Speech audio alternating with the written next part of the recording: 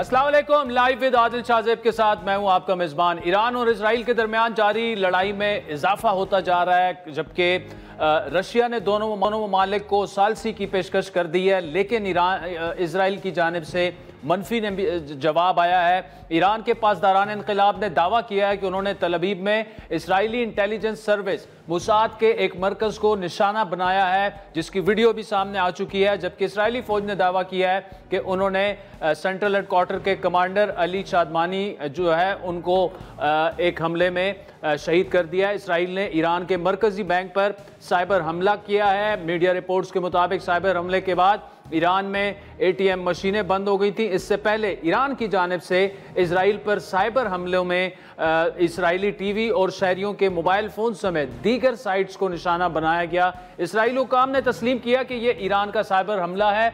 Iran ने मकबूजा बैतुल मक़दस और तल अवीव में बैलिस्टिक मिसाइलों और ड्रोन से ताज़ा हमले किए हैं, जिनमें 5 अफराद के ज़ख्मी होने की इतलात हैं। ईरान के हमलों में इसराइली मिलिट्री इंटेलिजेंस के डायरेक्टरेट और मुसाद के ऑपरेशन सेंटर में आग भड़क उठी। टाइम्स ऑफ इसराइल ने रिपोर्ट किया कि इसराइली शहर हिफा में बिजान ग्रुप के पावर प्लांट को बंद कर दिया गया। ग्रुप की जानिब से जो स्टेटमेंट सामने आई है उसके मुताबिक कल रात ईरानी मिसाइल हमले में पावर प्लांट को शदीद नुकसान पहुंचा। इसराइल की जानिब से 13 जून को ऑपरेशन राइजिंग लाइन के दौरान ईरान की मुतादिद फौजी और जोहरी तनसीबात पर हमलों के नतीजे में ईरानी फौज के सरबराह जनरल बाकरी, पासदारान इनकलाब के कमांडर इन चीफ हुसैन सलामी, खातिमुल अंबिया हेडक्वार्टर के कमांडर गुलाम अली राशिद और ईरान के एटॉमिक एनर्जी कमीशन के साबिक सरबराह फरीदून अब्बासी समेत मुतादिद फौजी रहनुमा और जोहरी साइंसदान शहीद हो गए थे। जिसके बाद ईरान ने ऑपरेशन वादे सादिक सोम के नाम से जवाबी हमले जारी रखे हुए हैं अभी तक। और ईरानी मीडिया के मुताबिक ताज़ा हमले उन मकबूजा फ़लस्तीनी इलाकों पर किए गए हैं जो इसराइल के ज़ेर तसल्लुत हैं। पासदारान इनक़िलाब के मुताबिक इसराइल पर ड्रोन्स और मिसाइल से हमले किए गए हैं। ये ईरान का इसराइल पर नवा हमला है। इसराइली मीडिया के मुताबिक इसराइल के हमलों में धमाके जो हैं वो तेहरान के मशरिक और जुनूब मशरिकी इलाकों में किए गए, जबकि जुनूब मशरिकी शहर हवाज में भी कई धमाके सुने गए हैं। ईरानी मीडिया के मुताबिक गुज़श्ता रोज़ ईरानी रियासती नशरियाती इदारे पर इसराइली हमले में 3 मीडिया कारकुनान शहीद हुए। रिपोर्ट के मुताबिक इनमें न्यूज़ एडिटर नीबा राजपुर और ब्रॉडकास्ट सेक्रेटेरिएट की रुकन सोमिया अजीमी शामिल हैं। दूसरी जानिब अमरीकी सदर डोनाल्ड ट्रंप ने तेहरान को फौरी तौर पर जो है वो खाली करने का इंतबाह देते हुए कहा है कि ईरान जोहरी हथियार नहीं रख सकता। ट्रंप की ट्वीट के बाद तेहरान में मौजूद शहरियों ने महफूज मकाम की जानिब मुंतकिली शुरू की, जिसके बाद सड़कों पर गाड़ियों की कई किलोमीटर लंबी कतारें लगी। तेहरान की आबादी 1 करोड़ के करीब है और एक ऐसे वक्त में अमरीकी सदर का ये कहना कि आप तेहरान को खाली कर दें, तो वो अपने आप को ऐसा सदर नहीं करार दे सकते जो कि एंटी वॉर हो और जंग के खिलाफ हो। AFP के मुताबिक ट्रंप ने कनाडा में G7 सरबराही इजलास अधूरा छोड़कर अमेरिका पहुंचने के फौरन बाद गुफ्तगू में कहा कि वो जंगबंदी नहीं चाहते बल्कि वो खात्मा चाहते हैं।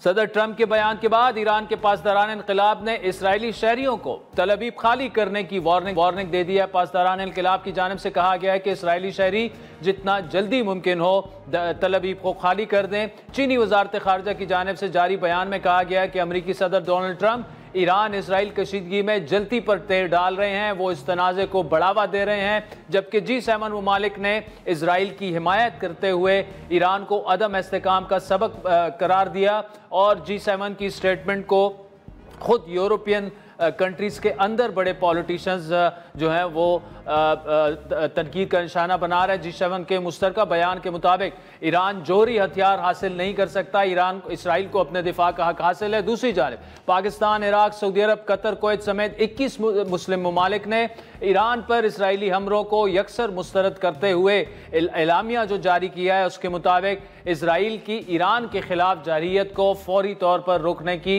अशद ज़रूरत है। 13 जून को इसराइल ने ईरान पर हमले शुरू किए। नेतन्याहू के मुताबिक उसका मकसद ईरान से इसराइल की सलामती को लाख खतरात का सदेबाब اور ایران کو جوہری ہتھیار بنانے سے روکنا تھا، لیکن اب زیادہ بات ایران کی حکومت کی تبدیلی یعنی ریجیم چینج کے بارے میں ہو رہی ہے۔ اسرائیلی وزیر اعظم نیتن یاہو کے بقول اگر وہ ایران کے سپریم لیڈر کو ٹارگٹ کر لیں تو حالات بہتر ہو جائیں گے۔ Officials tell us that the president flatly rejected a plan, an opportunity that the Israelis had to take out the supreme leader, as that this would escalate the conflict beyond where it is already.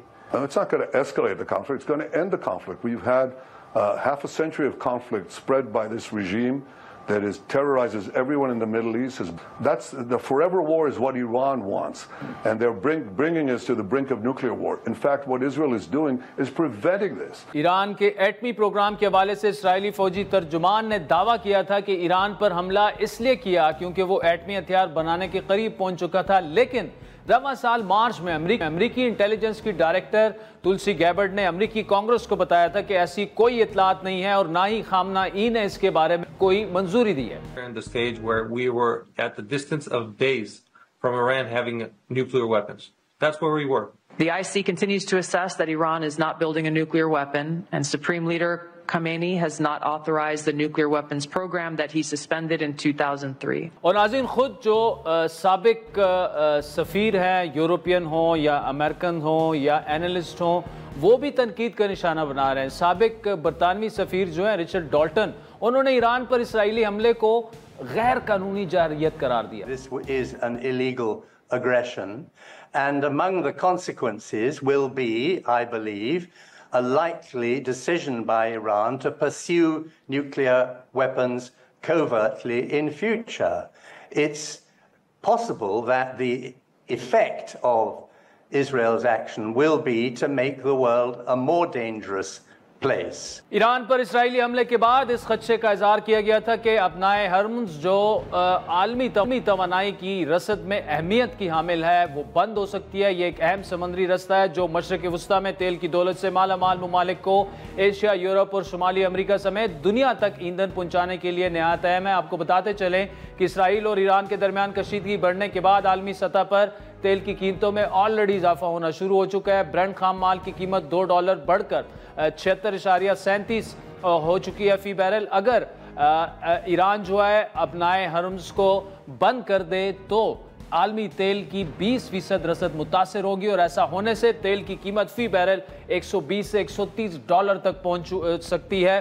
2012 میں Tehran نے اس وقت اپنائے حرمز کو بند کرنے کی دھمکی دی تھی جب امریکہ اور یورپ کی جانب سے ایران پر پابندیاں عائد کی گئی تھی۔ 2018 میں امریکہ کی جانب سے ایرانی تیل کی برآمدات کو 0 پر لانے کا اعلان کیا گیا تھا، تو ایرانی صدر حسن روحانی نے دھمکی دی تھی کہ ایران اپنائے حرمز سے گزرنے والے تیل کی رسد کو بند کر سکتا ہے۔ دوسری جانب ایران اسرائیل تنازع دنیا کے دیگر ممالک خاص طور پر امریکہ اور چین کے درمیان بھی کشیدگی میں اضافے کا باعث بن رہا ہے۔ چینی صدر شی جن پنگ نے عالمی طاقتوں کو خبردار کرتے ہوئے کہا ہے کہ دنیا اب امریکہ کے بغیر بھی آگے بڑھ سکتی ہے، اور اگر امریکہ نے دنیا کا احترام کھو دیا تو وہی انجام ہوگا جو ماضی زوال پذیر سلطنتوں کا ہوا۔ چینی صدر کے مطابق تاریخ گواہ ہے کہ ہر طاقتور سلطنت نے خود کو ناقابل شکست سمجھا، لیکن ہر ایک کا سورج آخر میں غروب ہوا۔ قازقستان میں ازبک صدر سے ملاقات میں چینی صدر شی جن پنگ نے ایران اور اسرائیل کے درمیان کشیدگی جلد از جلد کم کرنے پر زور دیا۔ ان کے بقول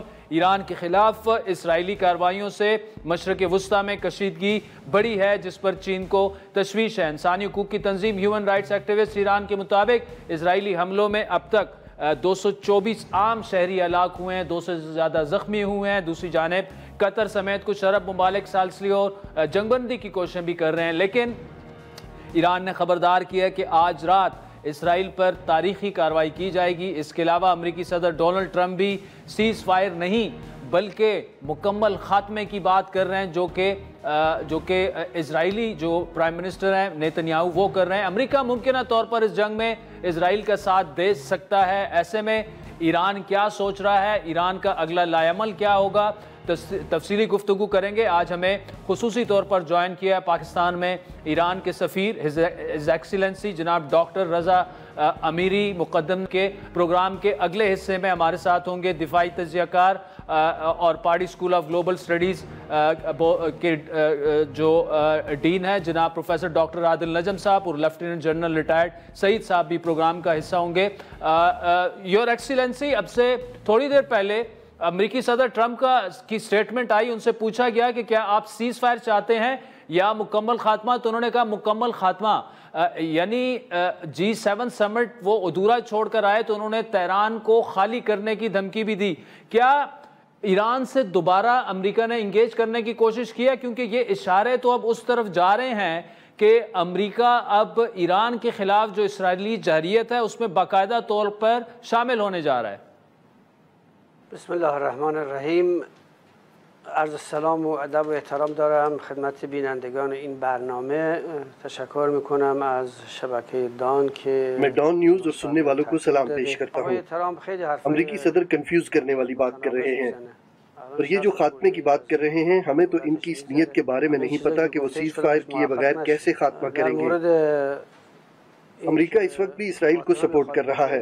جو جہاز اور ہتھیار استعمال ہو رہے ہیں وہ امریکی ہیں، جو میزائل استعمال ہو رہے ہیں وہ بھی امریکی ہیں، اور کیا سپورٹ کرے گا؟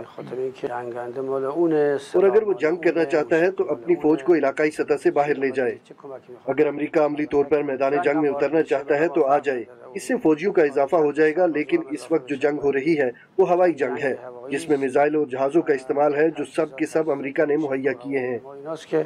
ہمیں اینا رو امریکہ در اختیار اسرائیل. امیری صاحب، جب وہ خاتمے کی بات کرتے ہیں تو جو ایک ایگریسر ہے اسرائیل، ان کے وزیر اعظم بھی یہ کہہ رہے ہیں کہ وہ سیز فائر نہیں، ایران کا خاتمہ چاہتے ہیں. وہ ایران کی ہزاروں سالوں پرانی سیولائزیشن ہے، ایک ریزیلینٹ قوم ہے، وہ ان کو ختم تو نہیں کر سکتے، لیکن وہ ایران میں رجیم چینج کی بات کر رہے ہیں. مکمل خاتمے کو وہ یہ کہہ رہے ہیں. رضا شاہ 2 جو ہے وہ کھل کر اسرائیلی حملے کا دفاع کر رہے ہیں، اور ایرانی عوام سے وہ اپیل کر رہے ہیں کہ آپ باہر نکلیں اور رجیم کو اٹھا کر باہر پھینک دیں، چینج کر دیں. وہ اس اینڈ کی جانب اشارہ کر رہے ہیں.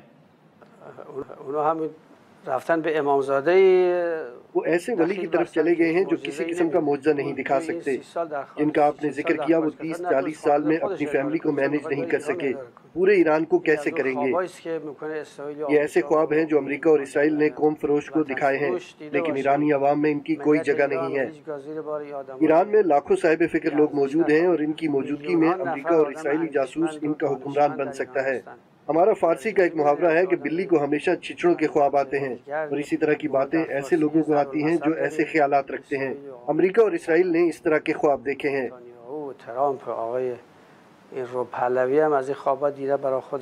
تو رضا امیری صاحب، قطری وزیر خارجہ کوشش کر رہے ہیں، UAE کے وزیر خارجہ سے ان کی بات ہوئی، پاکستان بھی رابطوں میں ہے. کیا ایران اس وقت ثالثی کی کوئی پیشکش قبول کرے گا؟ کیا ایران اس وقت سیز فائر پر راضی ہوگا؟ ما هیچ وقت میز مذاکره رو ترک نکردیم. ہم اس وقت بھی مذاکرات کی میز سے پیچھے نہیں ہٹے. جبکہ مذاکرات کی تاریخ طے شدہ تھی، اس سے 2 دن پہلے انہوں نے اس جارحیت کا ارتکاب کیا. ہمارے ملک کی سرزمین پر جارحیت کا ارتکاب کیا گیا ہے. ہم اقوام متحدہ کے چارٹر کے آرٹیکل 51 کے تحت اپنا دفاع کر رہے ہیں. ہم یہ جنگ جاری نہیں رکھنا چاہتے، اس کو ختم کرنا چاہتے ہیں. اسرائیلی جان چکے ہیں کہ اس جنگ کو جاری رکھنے کا کوئی فائدہ نہیں، اور وہ شکست کے آثار دیکھ رہے ہیں. لیکن جنگ کے دوران کسی قسم کے مذاکرات نہیں ہو سکتے. استقبال میکنیم، ولی زیر بار در زمانی که کشور ما در حال جنگ است و به کشور ما داره تجاوز میشه، حتما ما هر گونه مذاکره. ٹھیک، چلیں. ڈاکٹر رضا امیری مقدم صاحب ہمارے ساتھ موجود ہیں، ایرانی سفیر. ناظرین، بریک کے بعد ان سے یہ گفتگو جاری رکھیں گے. ویلکم بیک ناظرین. آج ہمارے پروگرام میں خصوصی مہمان ہیں پاکستان میں ایرانی سفیر عزت مآب جناب ڈاکٹر رضا امیری مقدم صاحب. ڈاکٹر صاحب، ایک دفعہ پھر خوش آمدید. موجودہ صورتحال میں بہت سارے تجزیہ کار ایک بات دوسری بھی کر رہے ہیں کہ آپ شمالی کوریا کو دیکھ لیں، پاکستان کو دیکھ لیں، وہ ایٹمی طاقتیں ہیں تو ان کی طرف کوئی آنے کی جرت نہیں کر سکتا. خود امریکی اور عالمی جو ایٹمی توانائی کی ایجنسی ہے، بار بار وہ یہ مان چکے ہیں کہ ایران کا ایٹمی پروگرام پرامن مقصد کے لیے ہے، لیکن اس کے باوجود ایران پر اس طرح کی ایگریشن اسرائیل بار بار کر رہا ہے. تو کیا آپ نہیں سمجھتے کہ اب مجبوری میں ایران کو شاید اس طرف جانا پڑے کہ وہ ایٹمی صلاحیت اور ایٹمی ہتھیاروں کی طرف جائیں تاکہ دوبارہ اس طرح کے حملے کرنے کے کوئی قابل ہو؟ اس کی پاسبلٹی ہے؟ ما یک اصول و سیاست‌های مدونی داریم. ہم اس بات کو سمجھتے ہیں کہ ان کا ہمارے ساتھ مسئلہ صرف ایٹمی مسئلہ نہیں ہے. ان کو یہ مسئلہ ہے کہ وہ ہماری آزادی اور استقلال نہیں چاہتے. ان کو اس چیز سے مسئلہ ہے جو ہم فلسطینیوں اور عالم اسلام کی حمایت کرتے ہیں، اور ہمارے دفاعی اسٹریٹجی میں ایٹمی ہتھیاروں کی کوئی گنجائش نہیں ہے. ہمارے سپریم لیڈر نے ایٹمی ہتھیاروں کے استعمال کو ممنوع قرار دیا ہے، لیکن صورتحال تبدیل ہونے سے کچھ بھی خارج از امکان نہیں قرار دیا جا سکتا. لیکن فی الحال ایسا کوئی پروگرام نہیں ہے. ولی الان هیچ برنامه‌ای نداریم. پلان کچھ بھی نہیں ہے، ڈاکٹر صاحب یہ فرما رہے ہیں، لیکن خارج از امکان بھی نہیں ہے. ڈاکٹر صاحب 2-3 دن امریکی میڈیا مسلسل رپورٹ کرتا رہا کہ ایران کسی بھی وقت جو اسرائیل ہے کسی بھی وقت حملہ کر سکتا ہے، اور جب وہ حملہ ہوا تو ہم ایکسپیکٹ نہیں کر رہے تھے کہ ایران کی ٹاپ ملٹری قیادت اور قابل ترین سائنسدان جس طرح نشانہ بنائے گئے، تو کیا اس کو یہ سمجھا جائے کہ کہیں نہ کہیں انٹیلیجنس فیلئر ہوا ہے ایران کا، یا جو اسرائیلی انٹیلیجنس ایجنسی ہے موساد وہ گراؤنڈ پر اتنا پینیٹریٹ کر چکی ہے، اتنی سٹرانگ ان کی انٹیلیجنس تھی، ان کو ویسے تو کافی ایجنٹوں کو اب گرفتار بھی کر لیا گیا ہے، لیکن اس کو انٹیلیجنس فیلئر کہا جائے یا موساد جو ہے وہ جتنا اندر جا چکی ہے اس کی وہ وجہ تھی؟ ببینید ما روز یکشنبه 15 ژوئن قرار بود در مسقط با آمریکایی‌ها مذاکره غیر مستقیم داشته باشیم. ہمارے امریکیوں کے ساتھ مذاکرات 15 جون کو طے تھے. ان مذاکرات سے 2 دن پہلے صہیونی حکومت اور ان کے اتحادیوں نے یہ دہشت گردانہ کارروائی ہمارے فوجی کمانڈرز کے خلاف کی، اور اس حوالے سے ہمارے نقطہ نظر سے ان کے پاس کوئی گراؤنڈ نہیں تھی کہ وہ ہم پر حملہ کرتے. یہی وجہ ہے کہ ہمارے کمانڈرز گھروں میں آرام کر رہے تھے اور ان کو اس سچویشن میں شہید کیا گیا. ہمارے اور ہمارے مخالف کے درمیان انٹیلیجنس وار بھی چل رہی ہے. ہم ایک ملک ہیں، وہ دسیوں کی تعداد میں ممالک ہیں، اور ان کے پاس بہت بڑا بجٹ بھی ہے. اس کے ساتھ ساتھ ان کے پاس ایڈوانس ٹیکنالوجی ہے اور بعض جگہوں پر ان کو کامیابی بھی ملتی ہے. جی ہاں، بعض جاسوسوں کو ہماری سیکیورٹی فورسز نے گرفتار کیا ہے، اور اسرائیلیوں نے بھی اعلان کیا ہے کہ انہوں نے 2 لوگوں کو گرفتار کیا جو ایران کے لیے جاسوسی کرتے تھے. دوسری جنگ کی طرح انٹیلیجنس جنگ میں بھی نشیب و فراز ہوتے ہیں، کبھی وہ کامیاب ہو جاتے ہیں کبھی ہم. اور جہاں تک جاسوسوں کا تعلق ہے، جو حالت جنگ میں دشمن کے لیے جاسوسی میں پکڑا جائے وہ ملک کا غدار سمجھا جاتا ہے اور سخت سے سخت سزا کا مستحق ہوتا ہے، لیکن یہ سارا پروسیس عدالتوں کے ذریعے ہوتا ہے. البته از طریق دادگاه و از طریق روال قانونی خودش. اچھا ایکسیلنسی، جو اسرائیل ہے، بنجامن نیتن یاہو ہیں ان کے وزیر دفاع، انہوں نے سپریم لیڈر کو بھی نقصان پہنچانے کی دھمکی دی ہے. کیا اسے آپ محض ایک دھمکی سمجھ رہے ہیں یا اس کو سیریس لیا جانا چاہیے؟ اونا بله من هم شنیدم جو تهدیداتی کردن، انشالله که اونا هیچ وقت موفق نخواهند شد. بالکل میں نے سنا ہے انہوں نے کچھ دھمکیاں دی ہیں، لیکن وہ اس میں کامیاب نہیں ہو سکیں گے. ہمارے سپریم لیڈر اپنے ورکنگ آفس میں ہیں اور اپنی نارمل ڈیوٹی کو جاری رکھے ہوئے ہیں. اسرائیلی ہر قسم کے جرم کا ارتکاب کر سکتے ہیں اور اس میں یہ جرم بھی شامل ہے. ہمارے سپریم لیڈر ہمیں بہت عزیز ہیں. اگر وہ اس طرح کی کوئی حماقت کرتے ہیں اور ان کے خلاف کوئی ایکشن لیتے ہیں تو ان کو اسی طرح کا جواب بھی ملے گا. لیکن ہمارا نظام کسی شخصیت پر ڈیپینڈ نہیں کر رہا. جب ہمارے اعلیٰ کمانڈرز کو جمعہ کی صبح شہید کیا گیا تو جمعے کی دوپہر تک نئے کمانڈرز کی تعیناتی ہو چکی تھی. ہر رات اسرائیل کے خلاف نئے کمانڈرز کارروائیاں کر رہے ہیں. ہماری اسلامی روایت یہ ہے کہ اگر ایک کمانڈر سے پرچم گر جائے تو دوسرا اسے تھام لیتا ہے. میں نہیں سمجھتا کہ وہ اس طرح کی کوئی حماقت کر سکتے ہیں. میں آخر میں پاکستان کی حکومت اور عوام کا شکریہ ادا کرتا ہوں کہ وہ نہایت مضبوطی کے ساتھ ایران کے ساتھ کھڑے ہیں. خیلی قوی در کنار ملت و دولت ایران ایستادن. صمیمانه تشکر. ڈاکٹر رضا امیری مقدم صاحب، آپ بہت بہت شکریہ. آپ نے پاکستان کا اور عوام کا شکریہ ادا کیا، اور ہم آپ کے لیے نیک خواہشات کا اظہار بھی کرتے ہیں اور دعا گو بھی ہیں. آپ کے وقت کا بہت شکریہ. ناظرین، وقت تو چاہتا ہے ایک بریک کا، جس کے بعد پروفیسر ڈاکٹر عادل نجم صاحب سے گفتگو کریں گے. ناظرین، بریک سے پہلے پاکستان میں ایرانی سفیر رضا امیری کی تفصیلی گفتگو آپ نے سنی. اس وقت پاڑی اسکول آف گلوبل اسٹڈیز سے وابستہ اور کسی تعارف کے محتاج نہیں ہے، ہمارے ریگولر مہمان ہیں پروفیسر ڈاکٹر عادل نجم صاحب ہمارے ساتھ موجود ہیں. ڈاکٹر صاحب، پہلے تو بہت شکریہ.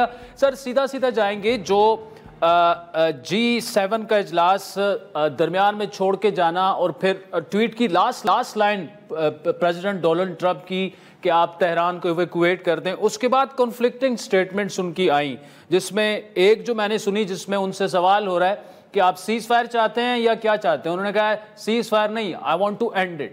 مطلب وہ جو بینجامن نیتن یاہو بات کر رہا ہے, پھر اسرائیلی پرائم منسٹر نے باقاعدہ ان کا شکریہ ادا کیا.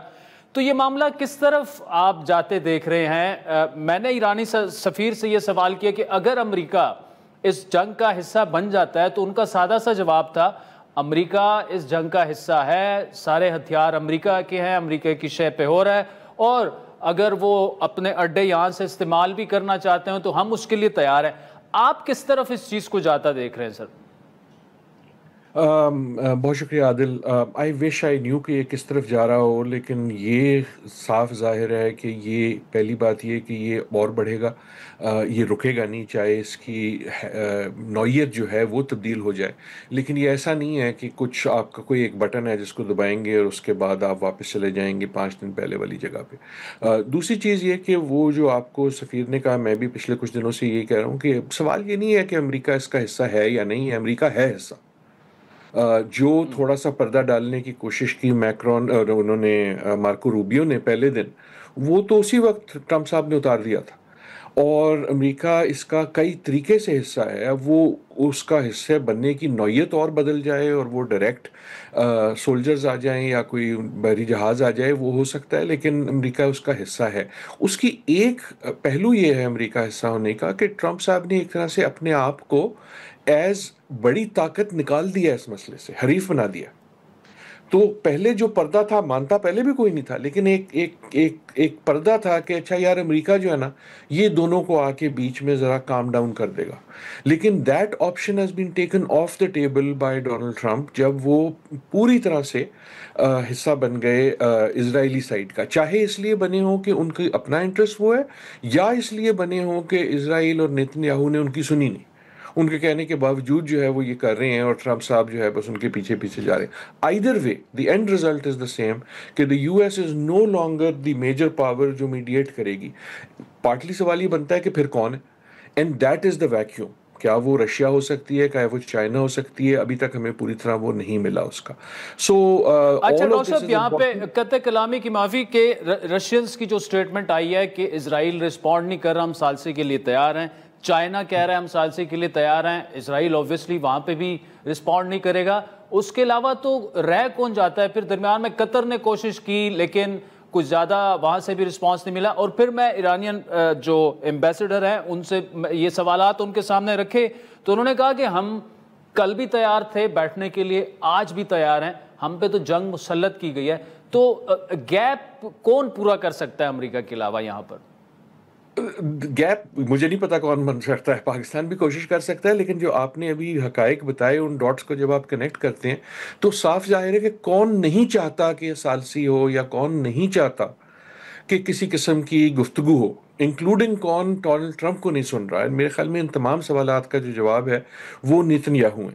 اور اسرائیل میں اس لیے کہہ رہا ہوں کہ آئی ڈو تھنک کہ نیتن یاہو کی ذات میں جو ہے یہ چیز جو ہے فوکس ہوتی ہے, اور اس سے مطلب یہ ہے کہ میرا اپنا یہ خیال لگتا ہے کہ نیتن یاہو صاحب جو ہیں انہوں نے اپنے آپ کو کنونس کر لیا ہے کہ دس is his moment.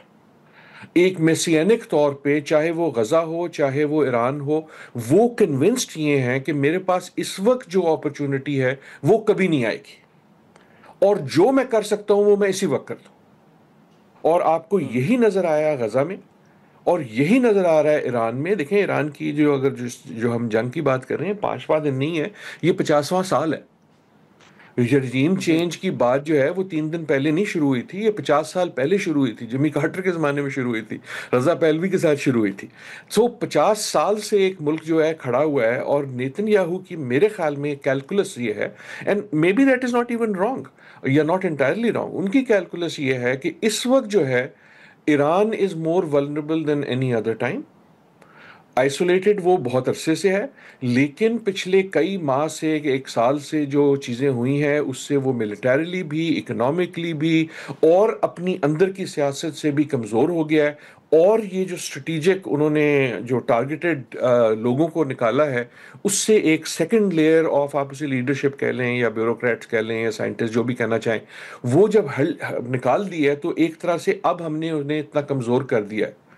So I think یہ ساری جو چیزیں ہیں اس میں دا کی player is not Donald Trump, it is Nitin Yahoo, in that sense کہ ہی از دی ریزسٹنگ فورس. تو یہ آپ کے سوال کا جواب نہیں ملتا کہ کون کرے گا, لیکن یہ مل جاتا ہے کہ کون روک رہا ہے. اچھا ڈاکٹر صاحب, بڑا انٹرسٹنگ کہ کون روک رہا ہے, وہ اس پہ تو کم از کم ہم کنکلوژن پہ پہنچ گئے ہیں. اب ایران کے پاس آپشنز کیا ہیں؟ ایران این پی ٹی سے نکل سکتا ہے, ایران اپنا ہرمز کو بند کر سکتا ہے, اور Iran push come to surface, تو اگر آپ ادھر دھکیل رہے ہیں ان کو تو وہ ایٹمی ہتھیاروں کی طرف بھی جا سکتے ہیں. یہ تین آپشنز ان کے پاس بھی ٹیبل پہ موجود ہیں. اور میں نے ان کے سامنے یہ کویسچن رکھا بھی کہ جب آپ پاکستان کی اگزامپل لے لیں, نارتھ کوریا کی اگزامپل لے لیں, تو کیا مجبوری میں ایران جو ہے ڈیٹرنس کے طور پر اس طرف جا سکتا ہے؟ تو ان کا آنسر تھا کہ نہیں, ہم اس طرف نہیں جائیں گے, لیکن آپشنز ہر وقت ٹیبل پہ موجود ہوتے ہیں. جی ڈاکٹر صاحب. یار آپ نے جو سوال کا جواب میں دینا چاہتا تھا وہ دے دیا ہے, وہ بالکل درست ہے کہ دیکھیں کمزور اور طاقتور میں فرق کیا ہوتا ہے. کمزور اور طاقتور میں صرف یہ فرق نہیں ہوتا کہ ایک امیر ہوتا ہے, غریب ہوتا ہے, ایک کے پاس ہتھیار ہوتے ہیں, نہیں ہوتے ہیں. اصلی فرق یہ ہوتا ہے کہ جو طاقتور ہوتا ہے اس کے پاس آپشن ہوتے ہیں بہت سارے, اور اچھے آپشن ہوتے ہیں, اور جو کمزور ہوتا ہے اس کے پاس آپشن کم ہوتے ہیں اور جو آپشن ہیں وہ برے ہیں. ایٹ دس پوائنٹ یہ نہیں ہے کہ ایران کے پاس آپشن نہیں ہے, لیکن they are few and they are all difficult, اور وہ وہی ہیں جو آپ نے کہے ہیں. ایک جو تھوڑی سی سرپرائز ہوئی ہے, ہمیں پتا تھا کہ ایران جو ہے یہ میسائل سے اٹیک کرے گا جیسے پہلے کیا تھا, ایران نے اس سے سیکھا بھی ہوگا, ٹیکنالوجیکلی سیکھا ہوگا, اور سرپرائز صرف یہ ہوئی ہے کہ more of them have landed in Israel then جو لوگ توقع کر رہے تھے, لیکن 100% تو نہیں جا رہے. تو ایک آپشن یہ تھا کہ اچھا ہم یہ جو ہے یہ جنگ جو ہے وہ اسرائیلی محلوں میں پہنچا دیں گے, کیونکہ ابھی تک تو اسرائیل جو ہے, اسرائیل کے جو لوگ تھے وہ اس جنگ کو ٹی وی پہ ہی دیکھ رہے تھے, وہ تو غزہ کو بھی ٹی وی پہ ہی دیکھ رہے تھے, ان کی اپنی زندگی پہ فرق نہیں پڑ رہا تھا. ایران نے وہ شفٹ کیا. ایک ان کی ہوپ یہ ہو سکتا تھا کہ اچھا ان میں سے کچھ جو پہنچیں گے وہاں وہ کوئی ایسے سینسٹیو ٹارگٹس کو لگ جائیں گے جس سے کچھ ہو جائے, that hope is there. But otherwise وہی آپشن ہے جو آپ کے پاس ہیں, آپ نے جن کا ذکر کیا. ایک آپشن یہ ہے کہ جو آئی ایم سرپرائزڈ کہ ابھی تک نہیں آیا, because in desperation I would have assumed کہ ہمیں بحر ہرمز میں جو ہے کوئی ان سے کچھ تھوڑی بہت ہی بات آئی ہے, but we would have seen more escalation from Iran. شروع میں انہوں نے بات کی کہ جی ہم جو ان کے حمایتی ہیں اسرائیل کے, ان کے ٹھکانوں پہ حملہ کر سکتے ہیں, لیکن اگر آپ تھوڑا سا سوچیں وہ ٹھکانے ہیں کہاں, وہ تو بحرین میں ہیں, وہ تو کویت میں ہیں, وہ تو سعودی عربیہ میں ہیں. سو اس کی اپنی محرکات ہیں.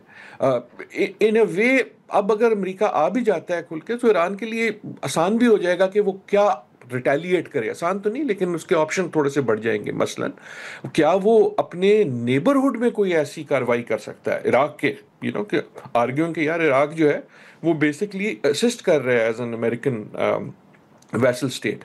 اور جو سب سے بڑا کویشچن مارک ہے وہ وہی ہے جو آپ نے جس کا ذکر کیا کہ ایران کہے کہ جی ہم نہیں چاہتے ہیں کہ ہمارے پاس ہو نیوکلیئر, لیکن ہمیں مجبور کر دیا گیا.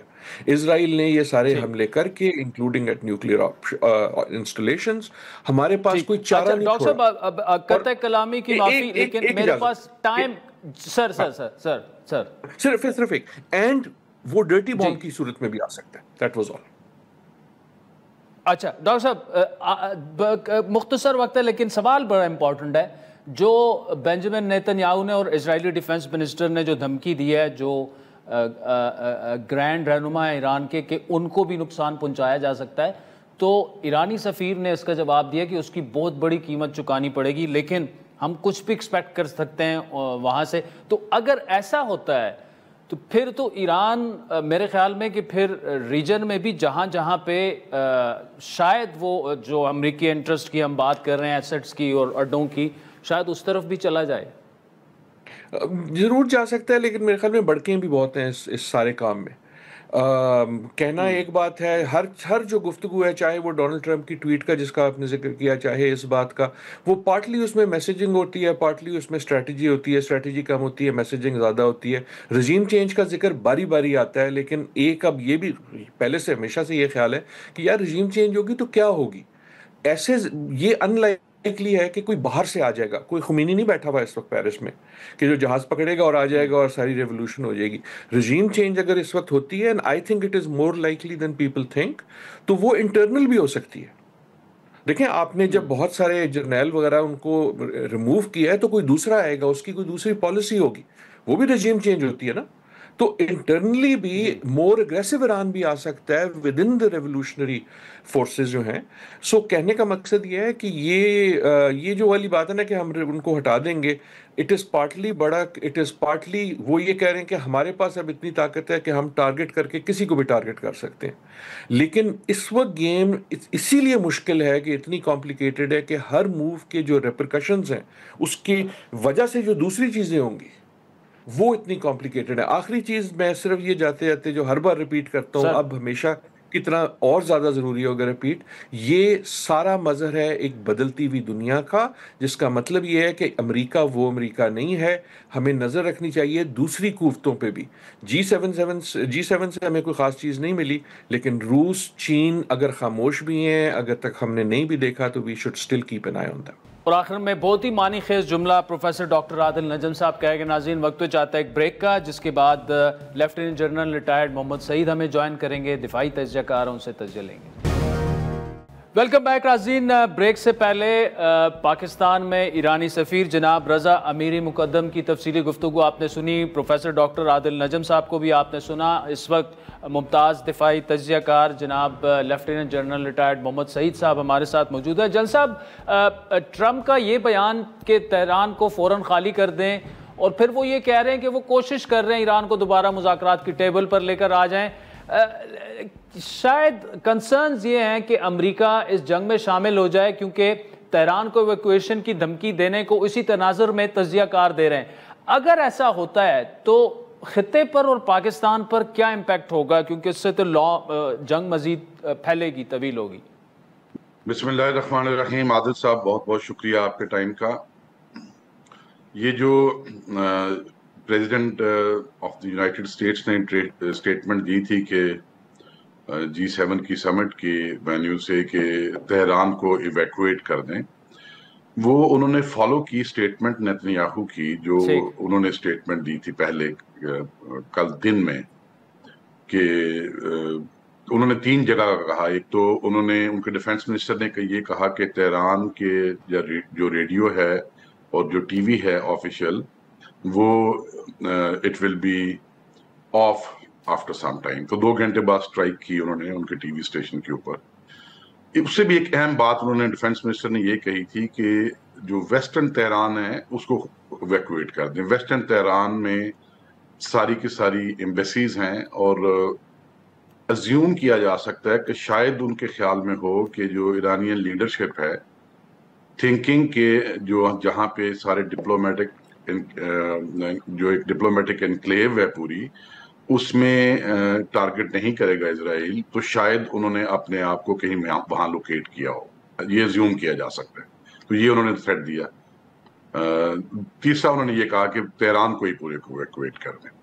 تو فالو سوٹ کیا یو ایس پریزیڈنٹ نے. جی یہ ابھی جو جس سطح پہ جا کے, جس حد پہ جا کے جتنا زیادہ پریشر ایرانین رجیم پہ وہ ڈال سکتے ہیں وہ ڈال رہے ہیں کہ کسی طرح سے ایران والے گیو ان کر دیں, گیو اپ کر دیں. 10 ملین کے شہر کو نہ تو کوئی ایویکویٹ دنیا میں کر سکتا ہے, نہ اس پاپولیشن کو کوئی ری لوکیٹ کر کے سسٹین کر سکتا ہے اوور نائٹ. جو کانفلکٹس ہوئی ہیں پچھلے 20 سال میں, وہاں سے جب چند لاکھ ریفوجیز نکلتے ہیں یا لوگ ڈسپلیس ہوتے ہیں, تو ان کو اکاموڈیٹ کرنے کے لیے نیبرز کو بھی اور یو این کو مصیبت پڑی ہوتی ہے. تو ایران جو حالت جنگ میں ہے, وہ 10 ملین لوگوں کو کہیں پہ ری لوکیٹ کیسے کر سکتا ہے, یہ تو انہونی بات ہے. تو اس کا مختصر تو یہی کہا جا سکتا ہے کہ تھریٹ بھی اگر دینا ہے ویسٹ والوں نے, تو ان کی اپروچ کوئی سیولائزڈ ہونی چاہیے. اچھا, اب امریکہ کی جہاں تک ڈریگ ہونے کی بات ہے اس وار میں, تو پرائم منسٹر جو ہیں اسرائیل کے, وہ پچھلے 2 دن سے خاص طور پہ مسلسل کہہ رہے ہیں کہ اگر یہ جنگ ختم کرنی ہے تو امریکہ اس جنگ کو ختم کر سکتا ہے. اور وہ اشارہ اس طرف کر رہے ہیں کہ خاص طور پہ نتانز اور فردو کی جو ان کی نیوکلیئر سائٹس ہیں ایران کی, اسرائیل کی اپنی اسیسمنٹ میں یہ ہے کہ سرفیس کے اوپر انفراسٹرکچر کو تباہ کرنے کے بعد وہ ان کی کریٹیکل کیپیبلٹیز کو ٹارگٹ نہیں کر سکے جو بہت ڈیپ ہیں زمین کے اندر، اور ان کے پاس وہ میونیشنز نہیں ہیں، وہ ڈیزی کٹرز اور وہ بنکر بسٹرز نہیں ہیں جو وہ استعمال کرنا چاہیں گے، وہ یو ایس کے پاس ہیں۔ تو وہ ایک طرح سے سگنل یہ دے رہے ہیں کہ اگر یو ایس وہ میونیشن خود استعمال کرے یا اسرائیل کو پرووائڈ کر دے تو یہ وار ختم ہو سکتی ہے، ان کا آبجیکٹو جو ہے وہ اچیو ہو سکتا ہے۔ اگر ایسا ہوتا ہے تو پھر ایران کی بھی رسپانس صرف اسرائیل پہ نہیں رہے گی، ایران کی رسپانس بھی پھر یو ایس کے بیسس تک تو ضرور جائے گی، اور جس سے پھر بہت حالات خطے میں کشیدہ ہوں گے اور سب کے لیے بہت ہی بری امپلیکیشنز ہوں گی اس کی، نہ صرف انسٹیبلٹی، اکنامک امپلیکیشنز بھی بہت سیریس ہوں۔ جب ابھی تک ہم نے دیکھا کہ ایران نے جس طرح سے رسپونڈ کیا وہ بہت سے لوگوں کے لیے سرپرائزنگ بھی ہے، آئرن ڈوم اس طرح سے کام نہیں کر سکتا جس طرح ماضی میں کرتا رہا۔ آپ کے خیال میں کیا اگر یہ جنگ جاری رہتی ہے تو ایران میں ملیٹریلی کتنی سخت ہے اس جنگ کو جاری رکھنا ان کے لیے؟ دیکھیں، ایک تو پہلے تو بات ہے کہ جو نیشن ایٹ وار ہوتی ہے اس کا جو اجتماعی ایک پین تھریش ہولڈ ہوتا ہے وہ بڑا امپورٹنٹ ہوتا ہے۔ تو اس میں تو کوئی دو رائے نہیں ہے کہ ایران کا بے حیثیت قوم جو ان کا اپنا پین تھریش ہولڈ ہے وہ اس طرح کے کرائسس سے گزر کے کئی دفعہ ثابت کر چکے ہیں کہ وہ بہت اوپر ہے، بہت ہی قابل رشک ہے۔ لیکن اگر آپ اسرائیل کا پین تھریش ہولڈ کی بات کریں تو وہ نسبتاً بہت کم ہے۔ یہ ابھی تک وہ بتا رہے ہیں کہ ان کی کچھ 24 ڈیتھس ہوئی ہیں اسرائیل والوں کی اور کوئی 200 کے قریب انجریز ہیں، لیکن جتنے میزائلز اب تک پہنچ چکے ہیں تل اویو میں اور حیفا میں اور کچھ سیٹلمنٹس میں جو کہ آکوپائڈ ایریاز میں ہیں، میرے خیال میں وہ چھپا رہے ہیں، ڈیتھس اس سے کافی زیادہ ہوں گی۔ اور آج ایران نے حیفا کو دوبارہ ہٹ کرنے کے ساتھ ساتھ موساد کے ہیڈ کوارٹر کو بھی انہوں نے ہٹ کیا ہے، اور ان کا ایک ڈرون جو شاہید 1 یا 2 ہے اس نے شاید ان کے ایئر ڈیفنس سسٹم کو بھی سکسیسفلی ٹارگٹ کیا ہے۔